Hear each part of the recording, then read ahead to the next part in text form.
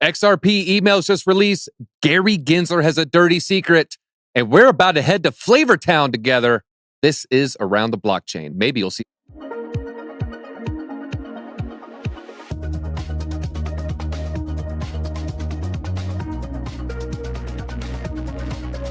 Thank you for joining, everybody. And yes, we had a little spider incident yesterday, but don't worry. I have the Raid bug spray with us. We have some fantastic guests. We're going to get right into it because, look, they got places to be. They got things they got to do. First, on the top left, we have Frankie Candles, and you got a stream to get to eventually, right? I do. Where can they catch that out at? 5:45 p.m. Eastern Standard Time, right after my boy DZ on ATB on the Frankie Candles YouTube channel. All right, well, we started 5 minutes late, so we'll make sure we get this one rolling. Also on, we have Randi Hipper, and she has a Gen Z guy to interview on the sidewalks, I think, later on. Randi, how are you doing? When can we expect the next person on the street video? I am doing great. I will do one soon now that the weather is warm and Washington Square Park, New York City is just buzzing right now. It's a good time to go outside, touch some grass, and talk to strangers about Bitcoin. So soon. Thank you for pointing those out. I love doing them. Also on today, we have Evan Aldo, and he has a chart to get to. I'm sure you got to give some alpha to your Discord. Where can they find out more about that?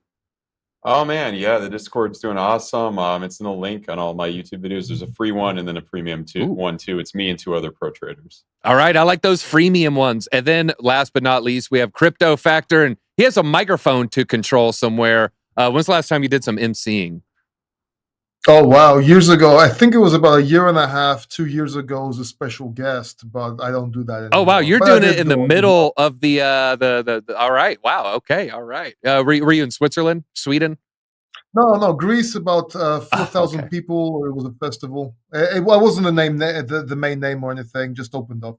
Well, I wish I was there. All right. Well, let's get right into the XRP emails. We said yesterday there might be a bombshell coming. There could be.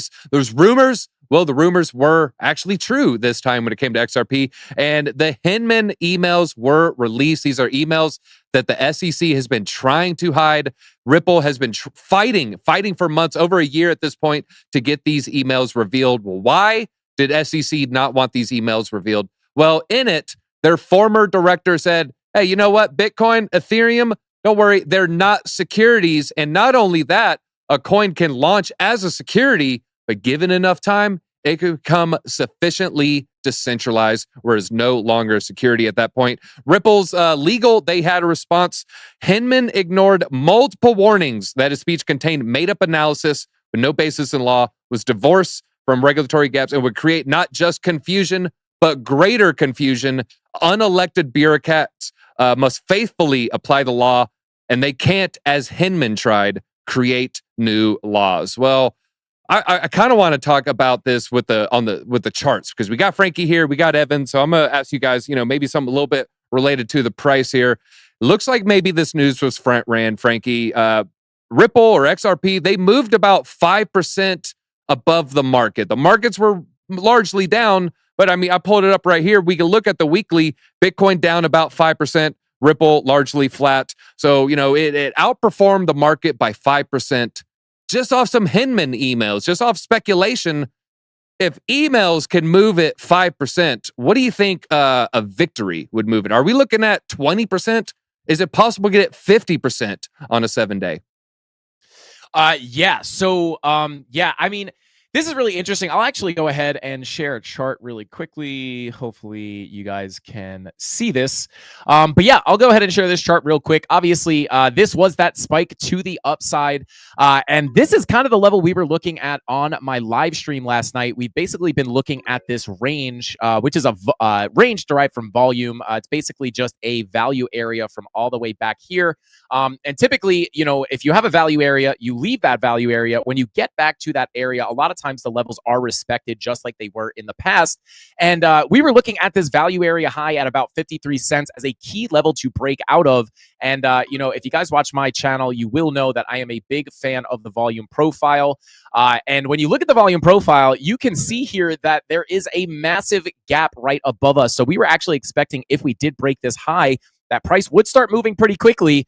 and potentially getting up to the next major level of resistance at about 60 cents, which, as you said, is it possible to get something like a 20% pump? 60 cents would bring us up to about 16%. And again, if we decisively break that high, we could move through that low volume gap very quickly, kind of like we saw here. But because this was obviously tied to the news, a lot of times you do see that pump and dump. It was very, very short-lived. But again, this level at 53 cents, definitely the key level that we need to get above. And if we can hold above that level, I do think things could get very exciting for XRP pretty quickly, with the next stop being about 60 cents. What would you say a victory would do as far as percentage-wise? Within, say, not 1 10-minute candle or maybe even 1 day, but over 7 days from the day of victory to 7 days later, what would you expect, in a market similar to what we have today?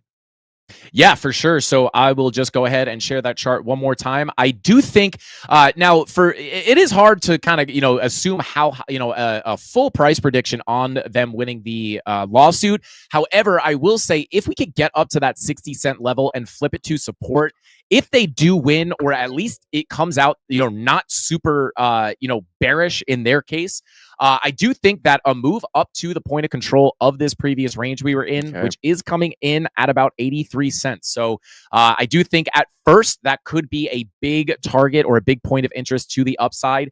And then obviously, if they win the suit and things start to go crazy, we can obviously see a move all the way up to that value area high, nearing that dollar, what is this? About $1.30. So okay. Those are kind of the next targets in my opinion. All right. So maybe get in that 60 to 80 cent range. Then, maybe with a very, very bullish scenario, maybe even get some of those next levels. Thank you very much there. Now, Evan, similar question. I want to ask you, though, the difference between XRP Victory versus XRP Defeat. Are we looking at a 6x difference? If they lose, are they looking at 50 cents? If they win, are they looking at $3? Like, how big of a difference, how big of a gap or a gulf are you expecting from a loss compared to a win?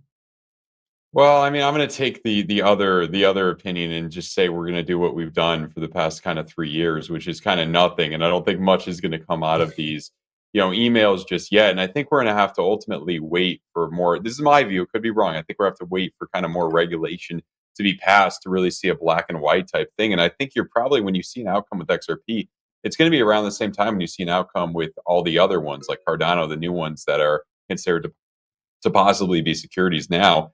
And what I'll show you on my chart, and I like to, look at the charts over the fundamentals to a certain extent, because, there's a lot that we can learn from them. And we can look at what happened in 2019. And the charts can kind of tell us. Look at how far this kind of came down in 2019 here. Look at this pattern. See this right here? If you take it right to there, look at that exact, it's like we're in a simulation. Look at this, the same exact thing, essentially. And this was right in June of 2019. Similar year to that, you came up, and even look at that money flow right there. So potentially that would tell us it's a 64% drop down into later this year, end of the year. I think it could be sooner than January. I'm thinking October. A lot of things point to kind of October here. Just like on these gapped RSIs over here, what I think is going to happen is something potentially of this nature. Once these kind of come together in September, October, and it's not just XRP, a lot of altcoins kind of look at this, and this is kind of how Bitcoin looks for a potential bottom too. I think nothing is going to happen with this case. I think if anything, it's going to be more kind of negative news. They're probably going to say the president of all these, the comments that saying it, wasn't security or whatever, or ETH wasn't security, that comment, I think it's not going to mean much in terms of the judge or in terms of the eyes of the law. And I think it's going to unfortunately, take more time. I know a lot of you guys who bought XRP at the, exact all-time high are still waiting. You're probably going to have to be waiting longer, unfortunately. All right. Yeah, no, I agree. I don't know how Bitcoin or ETH's views could change or move the needle too much, but maybe given time, a centralized currency become decentralized. Maybe there's something there. Well, Randy, I'm going to put you in the unique position of defending Ripple here, being a champion for XRP. Maybe, you'll get some Ripple, some fans, join your side here. Hinman, in these emails, Hinman and staffers alike thought Bitcoin and Ethereum are secure or not securities. They also thought a coin can become no longer a security if it becomes decentralized enough. Why is this good for XRP? I think it's good for XRP because it shows that there are opinions that were said previous that are different now when there's really no explanation for why the opinion would switch, right? Mm. So we've had this case with even Gary Gensler saying there was a new video that was surfaced today. There were a few videos previous to that saying Bitcoin, Litecoin, Ethereum, and Bitcoin Cash are all commodities. They're like cash crypto. And then all of a sudden he gets into the SEC and he says the exact opposite. When the CFTC agreed with 2018, Gary, and says that all of these things, again, are commodities, not securities. Well, I think a lot of this has to just do with the same thing. It's just an opinion that fits their narrative when it fits their narrative. I really do think, again, all of these cases that are going on now is just kind of a pushback to when they know at the end of the day that they have to give answers at some point. So they're just delaying the inevitable. Them coming out with all of these things against Ripple and the SEC has been going on for years. Now you have all these new cases, all of these other coins that they claim are securities, but not proven yet, which means that they have to prove they are securities, which again pushes back on them even more, which they're going to have to come out and say, hey, this is the truth about these assets. And they're going to have to either let these coins be relisted and let the blockchain flow and prosper here, or just kind of double down on reasons that still don't exist because we're not getting that clarity. All right. Well, live long and prosper. Just like hip hop, Crypto Factor. I'm going to put you in the opposite corner here. A lot of people are saying, you know, I'm looking at these emails, you know, sure, they're not even talking about Ripple. Sure, maybe something can no longer be a security, maybe. Why are people saying this is a nothing burger? Why are they disagreeing with Randy's assessment there? Well, they're wrong, 100%. I mean, look at Ripple. Look at XRP. It went up to $10,000. It was just so fast and so metaversial that we didn't actually get to see it, right? So everybody was right. No, look, listen. I've been saying this for a while, and I don't know why people don't believe me, or at least some of my XRP haters, lovers, whatever you want to call them, don't understand is, okay, so you released the Hinman files. Okay, right, great, fine, congratulations. And the lawyers from Ripple, yes, that is a plus for them. They can look at the files and maybe they can come up with something and maybe they can use that to defend their case. But that's about it.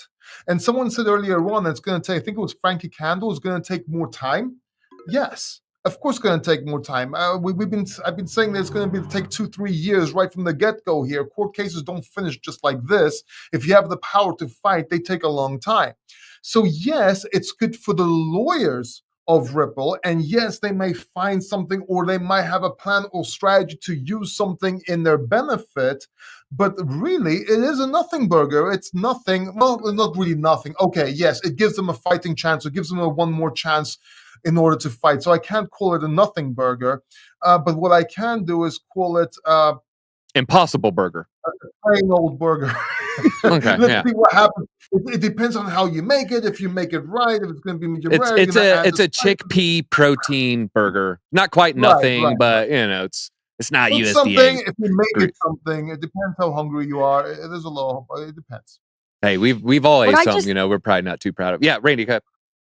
What I just don't understand is how XRP and Ripple, they're working with all of these central banks, making private blockchains, working on issuing and distributing their central bank digital currencies. Yet it's also advertised, XRP and Ripple, throughout New York City. There were advertisements and throughout the United States and like train stations and things. So how is it still illegal? Again, it's just delaying the inevitable because they know they have to answer at some point or another and clarify. They can't even tell us what a digital asset Well, is. breaking. We just got a super chat from Unavailable, $2 super chat. ETH equals security. It's over, folks. It is over. Unavailable. Let us know. Thank you for that's really sure. Yeah, this is written in stone right there, folks. All right, well, let's talk about a little Gary Gensler and Gary's dirty secret. Some videos are surfacing from 2018. We're going to show another one from recently. I think this one from 2 months ago. But Ryan Selkis from 2Bit Idiot or Masari crypto research firm. What's Goldman Gary going to say about this one? Is it a deep fake? Here he is at a 2018 Bloomberg conference in New York City. This was a conference for accredited investors. Bitcoin, Ether, Litecoin, Bitcoin Cash. Why did I name those four? They're not securities. Let's let him say it best. 12 seconds here. Over 70% of the crypto market is Bitcoin, Ether, Litecoin, Bitcoin Cash. Why did I name those 4? They're not securities. All right. Then we have one more clip. We're going to start here and just play probably about 10, 20 seconds. This is, I want to make sure if I can get this, Representative McHenry arguing on whether ETH is a commodity or a security. Now, to make an assessment under the laws as exist, is Ether a commodity or a security? Without speaking to anyone. I know you've repeatedly said you're not going to speak to one, except you've spoken to one, Bitcoin. So I'm asking you to speak to a second one, the second largest market cap here. And speaking to the tokens, there's 10 to 12,000. If there's a group of entrepreneurs in the asking middle about that one. The public is anticipating. So there we have him unable to answer a question directly. Hey, is ETH security? Well, there's 10,000 cryptos. Yeah, but I'm just asking about ETH. Look, now there's 15,000. There's so many. I can't just speak on one. Well, you have spoken on one, Bitcoin. Yeah, but look, guys, there's 10,000 coins. So I think we just saw a lot of that. Not wanting to answer any questions there. So far, the SEC have labeled 68 different cryptocurrencies a security. That video we just saw was from 2 months ago. But at the time of the first video, he was a professor at MIT. 2 years after that, he would be appointed as head of the SEC. We have another super chat crypto. No, it's not with the reply there, but 3 Diglets. Some would say that's a Doug trio. Gary Gensler is my king. Well, I'm going to break out my water-based Pokemon for that comment. All right, well, let's just get right into our assessment here. Frankie, if Gensler, seemingly is doing a poor job, if he continues to do a job as is, do you think that it's possible that the SEC gets defanged? Are they going to get declawed? Are they going to lose power to the CFTC due to Gary's poor performance? I think it's possible. I don't know. I think it's time for and I think I probably speak for probably everybody watching this. I think it's just time for, like, you saw him struggling to answer those questions. The fact that he couldn't answer those questions straightforward, and you actually see when he was asked the question, he was saying like I had mentioned to you, I mentioned this to you before we came up here, like, you shouldn't be shocked. So the fact that he was unable to answer that question and literally, like, in the most obvious fashion was just trying to redirect the argument and not answer the question is absolutely nothing short of completely pathetic. And I just think he should just be replaced like completely. Yeah, I don't know if the if the SEC, if another federal body needs to kind of step in, just get rid of Gary. Yeah. All right. I think you said it best. Sad, pathetic. Will Klein, $5 super chat. If Ethereum Foundation disappeared, ETH would live on. Therefore, not a security. Now smash the likes. I appreciate that. Make sure you hit the like buttons. I don't know where we're at. We got to get that number up, folks. We are currently 218 rookie numbers there. Well, Crypto Factor, I want to ask you here something. We're pulling these clips. They're resurfacing, they're all dark and grainy. It almost looks like it's shot with a flip phone here. Should it even matter what he's saying in these clips? All these clips are from when he's a private citizen. He's not working for the government. Should we be using his words against him when he wasn't a government official? Well, yes and no. And again, it comes to lawyers, it comes to judges. Let me explain what I mean. You have a person before he got into the position he was in that has some views, on blockchain. We can talk about Algorand, his views on that. We can talk about Bitcoin, Ethereum, Litecoin, and Bitcoin Cash. But then suddenly he gets into the SEC and everything is a security all of a sudden. And there is something at play here. Now, is it Gary Gensler that's changing their mind? Did he actually go into the SEC and learn a whole bunch of things and suddenly, oh my God, I see the light, everything's a security? Or is it the government, or is it somebody else telling him to do that knowingly for whatever reason? So we can deep dive here and see what the motive is, who has to benefit from this, and what the agenda actually is. So I don't think that Gary Gensler is acting alone here. If he was acting alone, I think he's smart enough to at least not look like a complete moron, an idiot. But I think he has a specific direction or agenda that he's following, and he has to say what he says, either because he took money, either because that was the deal, so to speak. Now, of course, this is all speculation, but there is a lot of smoke and there should be some fire there, and maybe sooner or later this comes out. So yes, he said these things. A good lawyer, a witty lawyer, and an open judge can get to the bottom of this. And like you said, though, he's not acting alone. He's the Lee R. Harvey I don't think Oswald so. of federal regulators. Okay, I all don't right. think so. He's not. He was in MIT. I mean, he's not a moron. Yeah. I mean, he might be acting like one, but he also, I don't think he would. I was going to say, also possibly the youngest partner ever at Goldman Sachs, if not one of the Right? youngest. And Yeah, you don't do that exactly. if you're not a sharp individual. All right. Well, Evan, there's seemingly, you know, one side definitely hates this guy. The other side, it looks like it's kind of a mixed message. I don't know when we're going to get this bipartisan support, but will there ever be a big enough uproar where we finally get this guy fired? And follow-up question, will the FTX movie be the straw that breaks the camel's back there? Oh man, the FTX movie. It's hard to say, man. It's really hard to say what would happen. I mean, we know Gary Gensler is a joke. We've known that for a while. I mean, you don't even have to listen to what he says to tell that he's a joke half the time. But yeah, I think ultimately we kind of need more bipartisanship to really, you know, have new people in there. And I think the biggest thing we're kind of waiting for here is kind of obviously crypto regulation, which when that does go through, that's what's probably going to relieve the market. I mean, I think at the absolute earliest, you would kind of see it towards the end of this year. But realistically, I mean, let's say Republicans take over the Senate in the end. That's we got a while to wait for that end of 2024. That they don't even come in until 2025.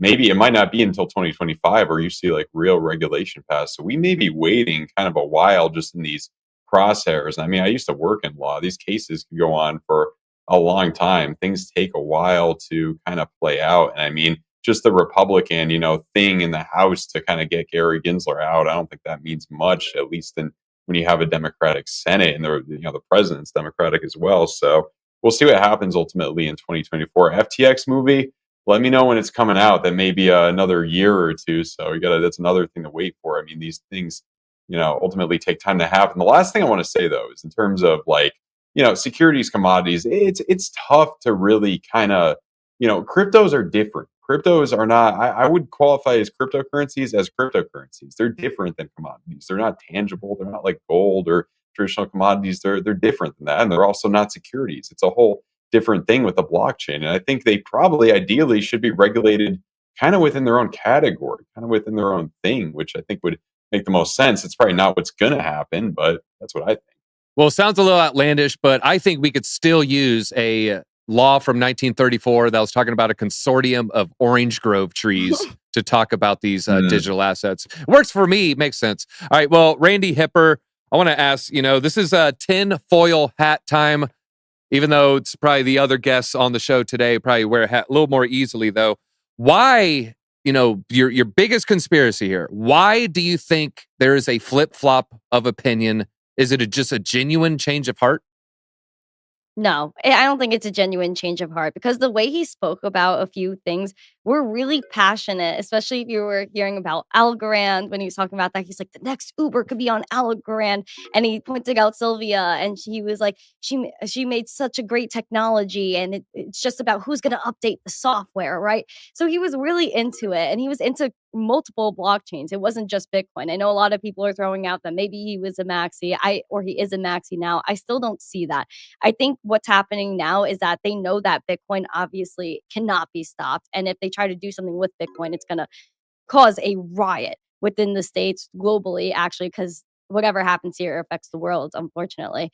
And then you have, again, people just obsessed with Bitcoin. You can't stop Bitcoin. So they have to leave that alone. As for these other blockchains, they're like even Litecoin, Ethereum, they're not mentioning that these things are securities. They could come out right now and say they're securities, but they can't because they know they're not. And the thing is, I know Evan Aldo kind of like said that these things could take years, but they can't afford to take years to do all of this because there's so many other countries that are giving crypto clarity and regulation and adopting cryptocurrencies, creating central bank digital currencies to actively ditch the US dollar. So there's so many things at play that they can't afford to wait.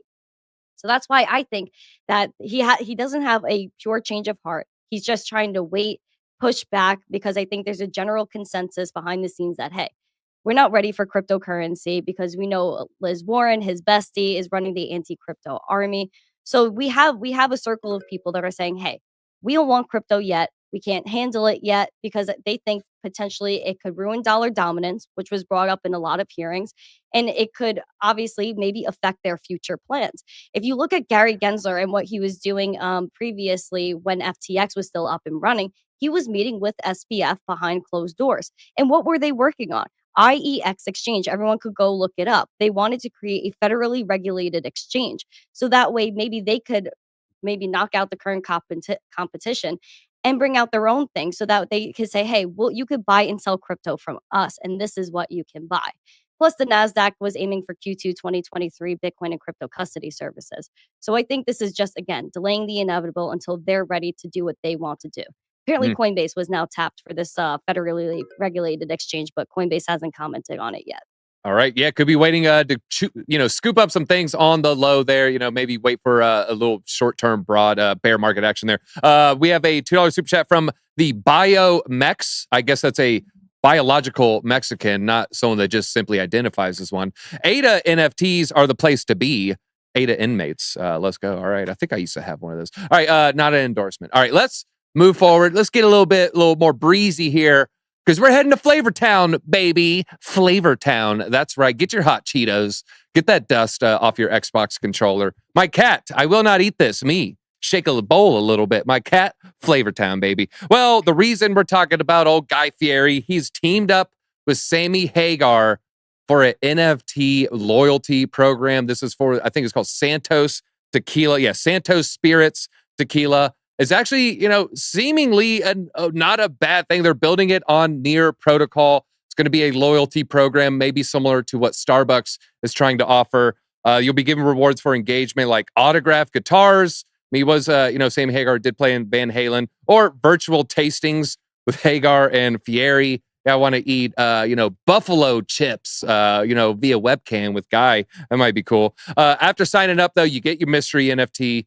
First 1,000 people will get a bonus NFT. We don't know how you'll get the guitar. I don't know how you get the virtual wing tasting with Guy there, though. But brand new product here. Seems kind of fun. Evan, I want to ask you just more about the points programs in general. We've seen this from Starbucks. We haven't seen it rolled out yet. Now we're seeing it with tequila. Reminds me of like Marlboro Miles or Camel Bucks, what they used to do.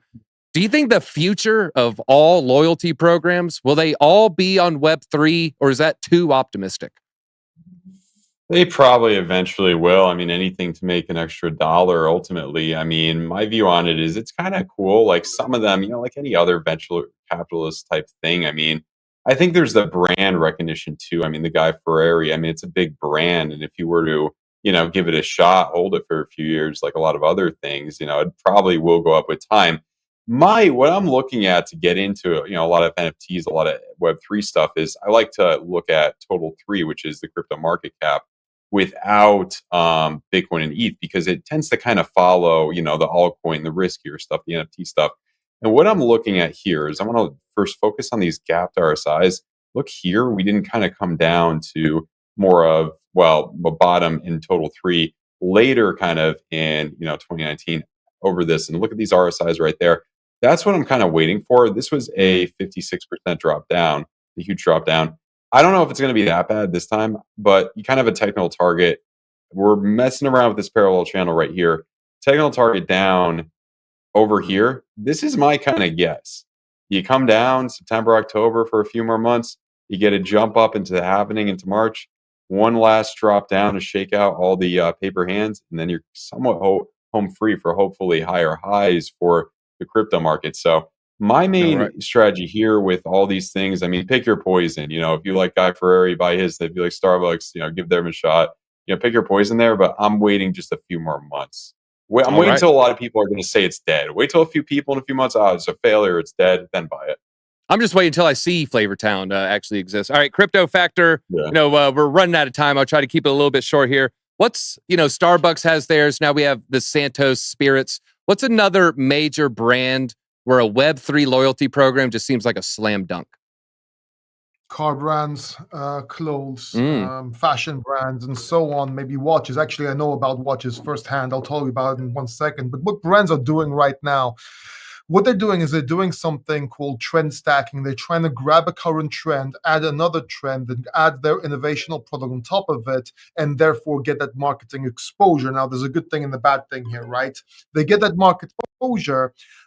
This is what Instagram did, Facebook did, and so on. But what happens is over time, they realize the potential of NFTs, how you can actually use them and what the NFTs can actually do. So over time, they will get more mainstream and more people will use them. Now, as for NFTs, if you remember, I used to work for Mintable a couple of years ago in higher management. I also developed their course online and so on. And basically, I was actually talking to Hamilton Watches. Now, Hamilton Watches was getting the new Hamilton watch for the James Bond movie, and we were supposed to do and make this into an NFT. There goes the NDA, by the way. But anyway, we were supposed to do that. So it didn't go through for a couple of reasons, but a lot of brands, I'm not going to mention any more, were flirting with the space, did want to get into the space, and they are going to get into the space. It's just that it didn't happen back then, but it will happen now. So we will see this adoption. We will see this go mainstream. Oh, yeah. I definitely see all these people with these light plans, a little bit of groundwork, come bull run. They're going to dust off that little manila folder and say, all right, we're in the metaverse. Well, let's keep it moving here. Randi, does this feel like a cash grab from these two celebrities, or is this, just two people really trying to bring their brand into the next wave of technology?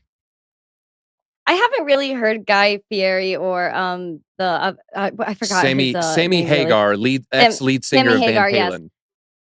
I didn't really hear them talk about NFTs too much, but I do think it's a really smart move, just because if they're really into this, because at the beginning, like Snoop Dogg, right, and his son Champ, people doubted them. They were like, they don't really care about NFTs. They're just here to make money, whatever. But if you listen to some of the podcasts that they've been on, they really do care about the space, and they really wanted to kind of earn the community's trust and then enter the space and release whatever projects they were getting into. And I think if you're really serious about your brand and you want to have longevity, you want to even rally in a new community, then why wouldn't you get into crypto and just put your name out there? I think even if the project isn't necessarily successful, I think it's still a mark that they made, and that it's a sign for other people to say, hey, this NFT space isn't bad. You could release all of these things and be interactive with your community. I think NFTs, and that's why I released my NFTs back in 2020, because I felt that NFTs really bridge the gap between a creator and their audience. It's a way to be directly supportive, earn certain perks. And I do see other brands coming into this, like Porsche came into this. A bunch of car brands came into the space. You have alcohol brands like I think it was Bud Light that has or Budweiser that has Bud.eth. You have a ton of brands like Aeropostale in the clothing side of things coming in and releasing their own rewards programs and interacting with the metaverse that way. You even had, I know you were talking about these physical redeemables. Justin Blau, if you guys remember him, he was one of the first artists, I think, to release on Nifty Gateway. And when you purchased one of his NFTs, you were then given a physical sound wave. So all of these physical digital experiences are really coming to life now. And I think, again, as a brand, if you want to have longevity, if you want to build up a new community and stay stronger in the digital world where we all know this is going, then why not release NFTs? All right. Yeah, I think we're going to see it more and more. Owen, could we pull up that meme one more time? Last question here, Frankie, if we could see it. What is Frankie Candles' thoughts on Flavortown Metaverse? Hey, I'm here. I'm here for Flavortown Metaverse. I would love to go into the Flavortown Metaverse and experience an actual episode of Diners, Drive-ins, and Dives. But I will just say this, in all seriousness, just with this whole like rewards program, using Web3, I think it's a genius move on a lot of big companies, but specifically like the hyped companies. Like, we're humans, right? And we love like just pulling that slot machine, right? And like you were saying, the first 1,000 people that get these NFTs might get a bonus or some kind of incentive. And people really love this stuff. And I think with like luxury brands and like the really hyped brands, like think about like Supreme. You have like Supreme NFTs. I think that would be insane. I think that would absolutely blow up. And then like luxury brands like Rolex, like if Rolex incorporated NFTs in some way, they should be using NFTs for their authentication cards. But not only that, I think it's really cool because you already have a community of watch people that are always trying to, get into specific watches and hold them, wait for the value to go up. And that just kind of fits right in with, NFTs. So I think it's a really, really, I do think there are companies out there that will use it as a quick cash grab. But I do think when implemented correctly with the right brands, it could be absolutely huge. All right. Well, we'll yet to see what the Flavor Town NFTs look like. It has to look like a flaming hot Cheeto bag.